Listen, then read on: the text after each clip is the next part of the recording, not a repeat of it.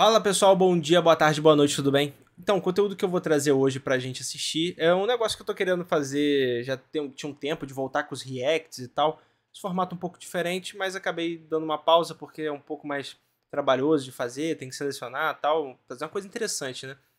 E eu me lembrei desse fragmento de documentário que eu tinha encontrado sobre a língua portuguesa. Tem o Mia Couto, João Baldo, o Saramago. E as reflexões contidas nesse documentário, além de extremamente pertinentes, dialogam muito com o que eu acredito sobre a linguagem, sobre a língua e sobre o tempo que nós vivemos. Então, eu queria compartilhar com vocês essa experiência desse documentário. Bora lá!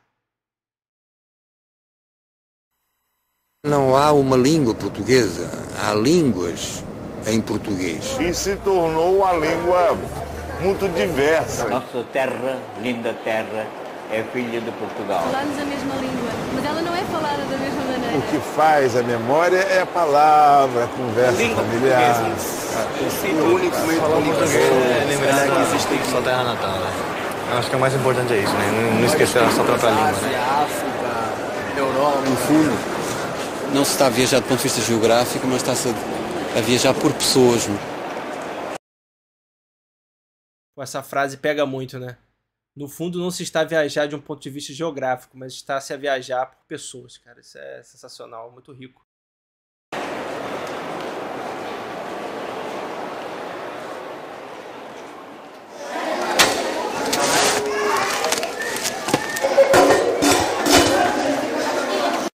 Eu acho que a língua portuguesa é hoje talvez uma das línguas europeias com maior vivacidade, com maior dinamismo.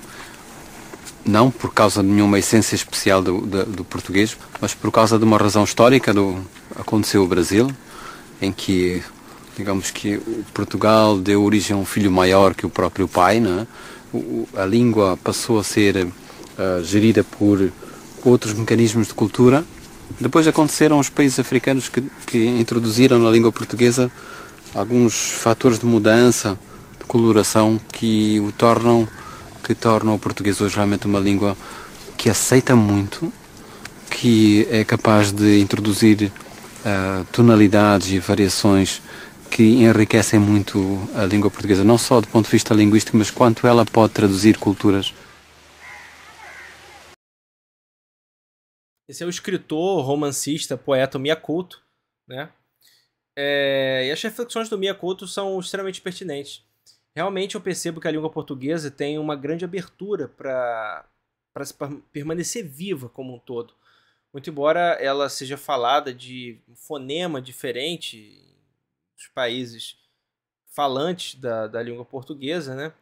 Falantes lusófonos, mas a gente percebe que o português é extremamente rico, criativo, e eu particularmente sou apaixonado pela fonética do português, cara. Eu acho que é muito rico e a gente tem uma beleza sonora muito única. Fora a nossa ampla capacidade, em razão disso, de criar palavras. Eu acho que a linguagem, nesse aspecto, no português, é extremamente fértil. Vamos voltar para o documentário. O que foi notável foi depois num processo histórico que está para além da língua, como é que estas culturas se mestiçaram e a certa altura o português perdeu o dono, quer dizer, ficou sem dono, felizmente, não é? E namorou no chão, e namorou na poeira do Brasil, namorou também aqui na poeira de Moçambique, quer dizer, sujou-se no sentido que o Manuel de Barros dá, sujou-se nesse sentido em que é capaz de casar com o chão. Almas vencidas, noites perdidas, sombras bizarras, na moraria cantam rufias, choram guitarras, o amor ciúme, cinzas e lume, hurtado, tudo isto existe. Tudo isto é triste, tudo isto é fado, do amor sim. A juventude extremamente feliz ouvindo o fado da tia, né? Só um parêntese.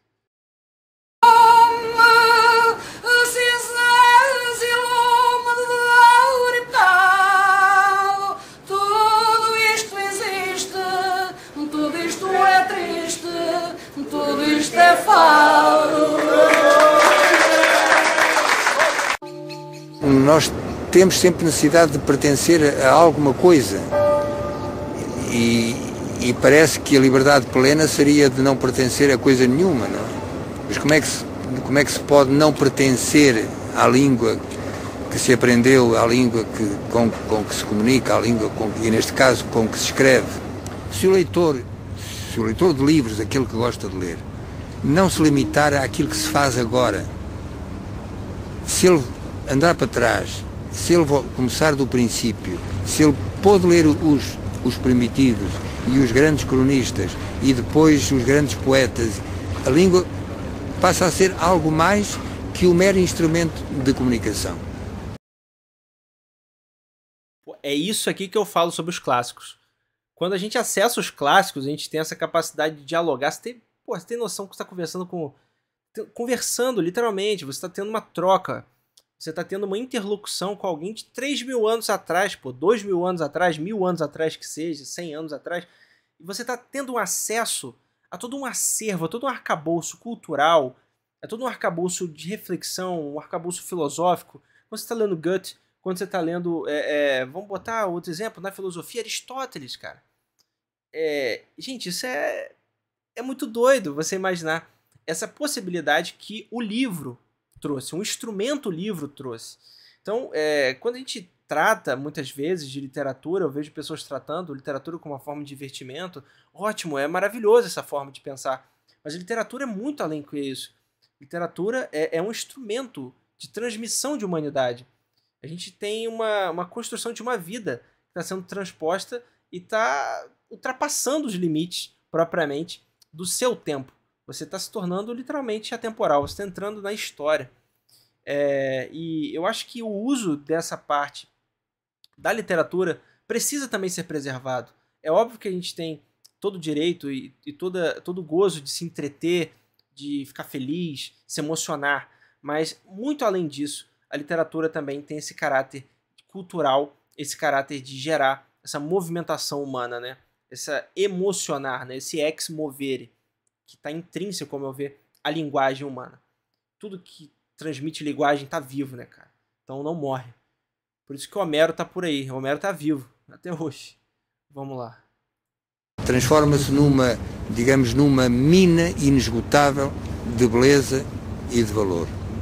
Pensemos que são, no nosso caso, 8 séculos de pessoas a falar português e a escrever português. Muita coisa se perdeu, evidentemente.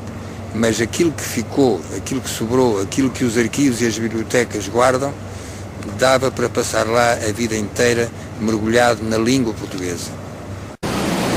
Nós, portugueses, gostamos de nos reconhecer nos brasileiros e vice-versa. Quando simpatizamos uns com os outros, e acho que isso é comum. Também não posso dizer que haja uma identificação total, porque são culturas totalmente diversas. E o Brasil é um país multicultural, não é? É enorme, como eu dizia, e penso que tem tradições de culturas muito diferentes de norte a sul. Portugal também é assim, mas é um país muito mais pequeno. Mas entre Portugal e o Brasil, embora falando o mesmo idioma, eu acho que isso também é aquilo que nos liga, não é? Falarmos a mesma língua, mas ela não é falada da mesma maneira. E penso que quando estamos nos comunicando sentimos isso, não é? Essa vontade de aproximação e ao mesmo tempo a distância que existe entre as duas maneiras de ser. Portugal foi fundado com um filho revoltado contra a mãe, não é? E se depois o Brasil ganhou a sua independência com um filho revoltado contra o pai, realmente tens aqui a descrição de como no Brasil penso que os portugueses encontraram um Portugal maior, quer dizer, puderam fazer aquilo que não podiam fazer lá e constroem uma civilização aparentemente impossível, não é? Fotografia bonita, né? Maneiro pra cacete. Só um parênteses, já viram alguma vez o português falado na Açores? Na Ilha da Madeira? Irmão, coisa totalmente diferente, meu, coisa de outro mundo, tá? A parada é muito difícil de você compreender, principalmente do Açores. Quando falam rápido, porra, é loucura. É um exercício enorme. E é muito interessante de ver como que a transformação cultural, mesmo com a mesma língua, promove esse tipo de alteração, cara. As realidades locais, palavras próprias, neologismos, cara, é muito irado. Por aí. nós temos uma pluralidade de culturas. Olha o homem aí, olha o homem aí.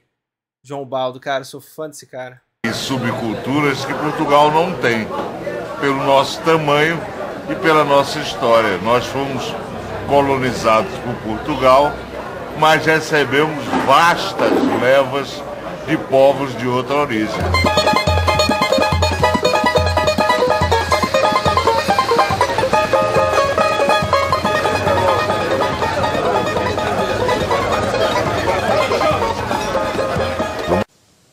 Gostaria de exaltar em bom tupi as belezas do meu país, que seria a língua que nós deveríamos de falar, foi a língua do Brasil, assim como tem as línguas moçambicanas, o crioulo da Guiné, de São Tomé, de Cabo Verde, tem os quimbundos, umbundos e quicongos na Angola. Minha bisavó era purinha, bem limpinha, de Angola. O meu bisavô também purinho, bem limpinho, de Moçambique. Eu não sou branquinho nem pretinho. A minha dona é moreninha. E tenho muitos mulatinhos, salve, salve. Salve a mulatada brasileira.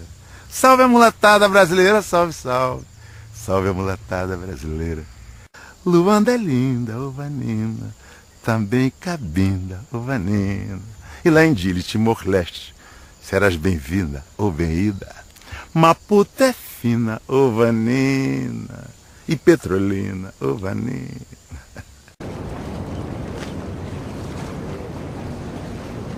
Sucede às vezes, não sei se repetirá isso hoje, que quando o sol se põe, quando o sol desaparece, o vento, que neste caso há um pouco de vento, o vento para. Não sei explicar porque é que acontece isso, mas às vezes sucede, ou será por acaso, talvez, será. Quase me apetece dizer que não há uma língua portuguesa, há línguas em português. É uma língua que tinha de passar, como inevitavelmente teria de passar, claro, por transformações segundo os lugares onde a falam, as culturas, as influências. Mas isso não tira nada à evidência de que se trata do corpo da língua portuguesa. É um corpo espalhado.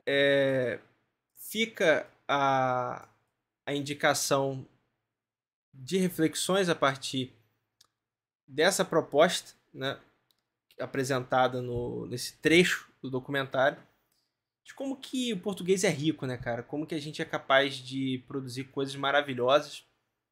Como que a língua portuguesa é extremamente fértil, falada, vivida, sentida, e devemos a todo momento ter essa perspectiva em mente, de deixar a vida viva através da nossa linguagem. E o nosso idioma, propriamente dito, é um dos instrumentos mais fortes para essa finalidade. Fica então essa reflexão colocada nesse trechinho do documentário. Espero que vocês tenham gostado e por hoje é só. Valeu!